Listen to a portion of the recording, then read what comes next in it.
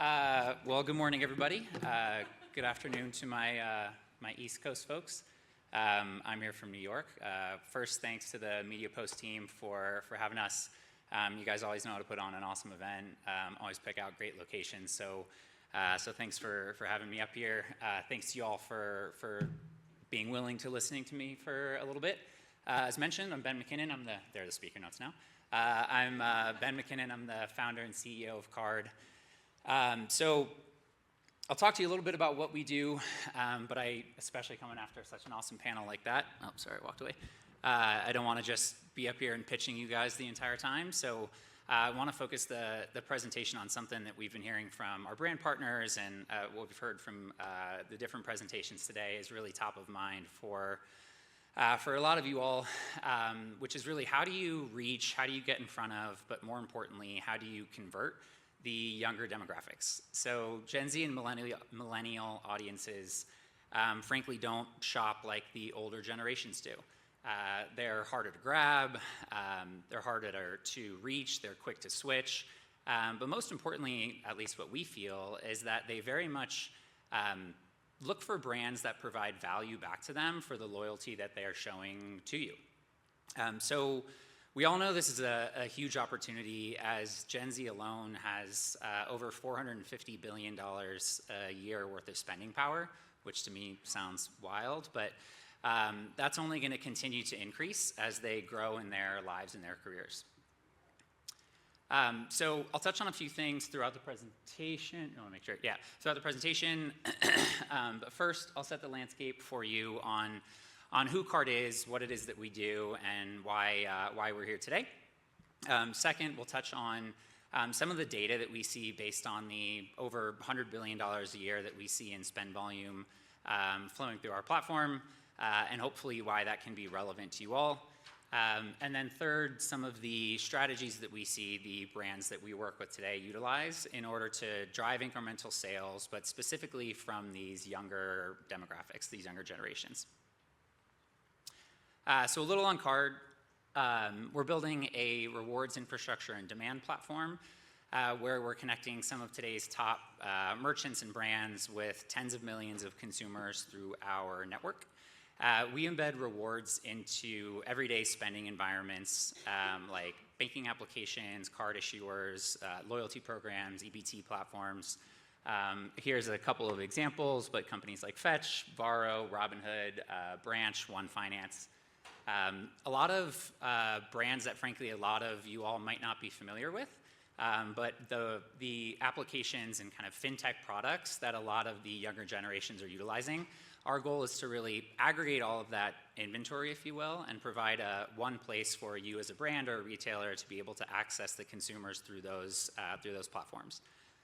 So through our unique partnerships, as I mentioned, we're processing over $100 billion a year in annual transaction volume, reaching tens of millions of consumers.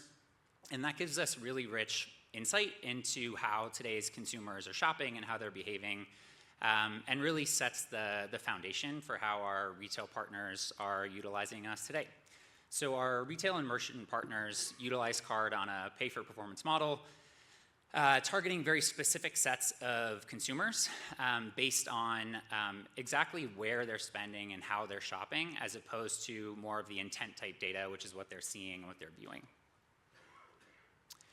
So Card's been in market since 2020, and we've grown to over 60 million active users throughout the network. And that gives us access to a very vast amount of first-party transaction data. So we utilize that transaction data to really build very precise audience segments based off of the consumers in our platform, and we feel gives our merchant and retail partners really unmatched visibility into not only how your customers are behaving at your stores, which you guys obviously all know probably better than we do, but how they are really shopping outside of your four walls. So that visibility is really changing how our retail and merchant customers are approaching performance marketing. So instead of building campaigns that are based off of personas and assumptions and third-party data, we can help brands really precisely target customers based off of real spend and real behaviors. So we see when someone shops, how often, how much they're spending, what percentage of their wallet does that make up, and really importantly, how they're spending at your competition, how they're spending across your category. So we use all this data to programmatically run smarter campaigns in the hopes of reducing wasted ad spend, driving real incremental value for our customers, and all while rewarding your consumers, which is really generating that positive brand affinity with this really kind of sought after and tough to reach market. All right, so that's the majority of my spiel on card. So hopefully that gives you a bit of confidence into who we are and why we're relevant in the market today.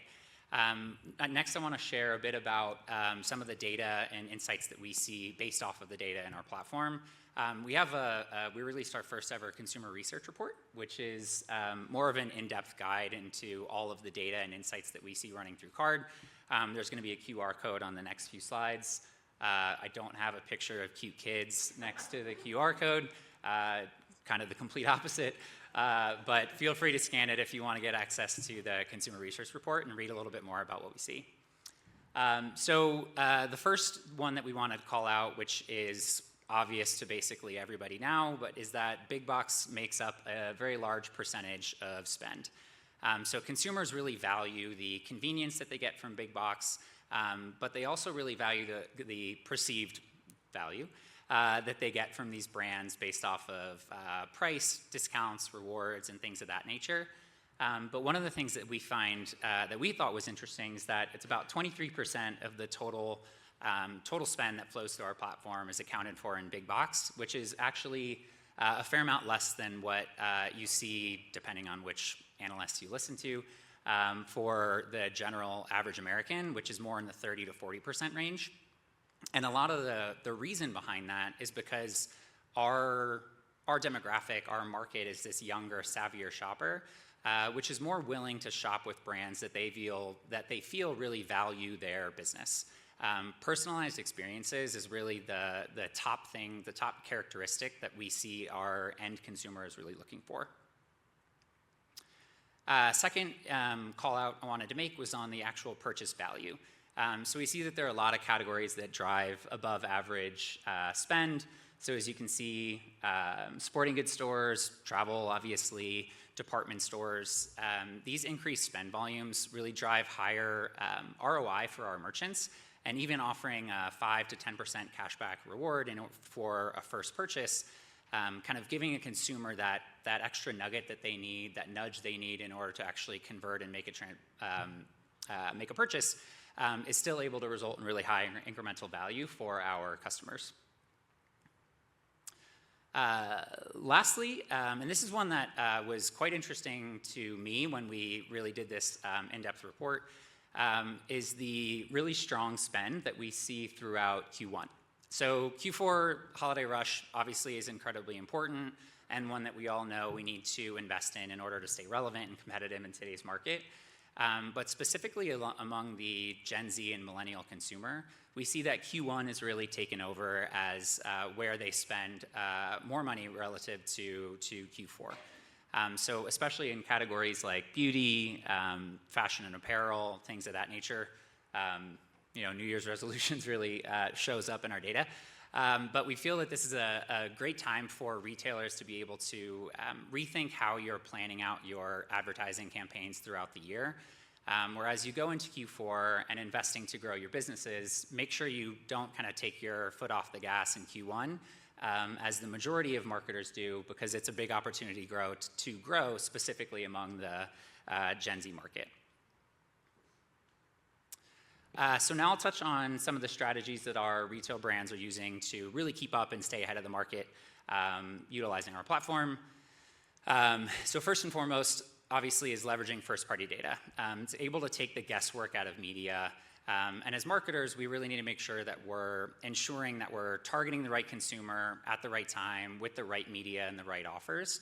And with the pressure on third-party cookies, the consumer sentiment around tracking kind of my every move online.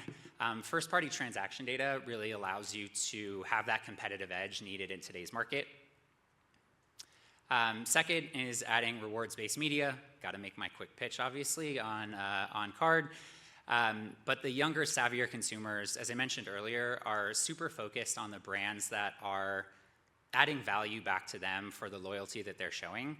They're not just focused on high quality. Obviously, that kind of, if you don't have a quite high quality in your product, then all else doesn't really matter. But they're really focused in seeking out the brands that are looking to provide value back to them as well. A lot of the Gen Z millennial consumer really doesn't pay attention to and actually shies away from traditional forms of advertising. And so cashback and rewards have the opportunity to really engage those consumers. Third is to ensure you're tackling channels that can embrace both online and in-store spend. So online obviously is continuing to grow very massively, but consumers still very much value that in-store, in-person interaction.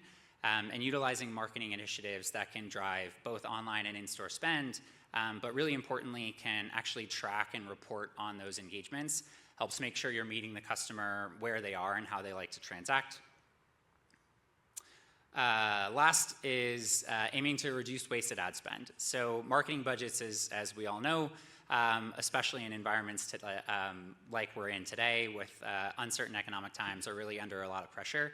And so, many forms of advertising with like poor targeting and bots and fraud can be difficult. And so utilizing performance channels that are based on actual spend and actual transactions are a great way to ensure that you're really only paying for something that you're 100% receiving value back in. So I've got 20 seconds left. So with the last few minutes here, I just wanted to share a couple of examples of kind of success stories of brands that have worked with card. So first was with a top work apparel brand. They wanted to launch with card in order to really focus on driving, growing in the Gen Z market. And so through a really highly targeted campaign, we're able to increase their market share from about 14% to almost double that to 27% of the market compared to their competition. And this is the type of thing that we can do for our retail and merchant partners, which is not only show you the success of your campaign and how you're growing sales, but how that compares to the rest of your market and your category. And I think really emphasized and pronounced in this last one with an American shoe brand, or casual shoe brand, which almost tripled their market share in just a 3-month campaign running on card. So all in all, my goal today really was to, number one, let you all know, if you weren't familiar, what card is, who we are, and what it is that we do. Share a little bit about the data that we have access to, and hopefully why that is relevant for you and how you can utilize it to continue to grow your businesses. Thanks again for the time to listen to me. One more plug on the QR code for the Consumer Research Report. Feel free to download that. Thanks for the time. I'm here today, as well as a couple folks on our team. Would love to chat with anyone who's interested in learning more. Thanks so much.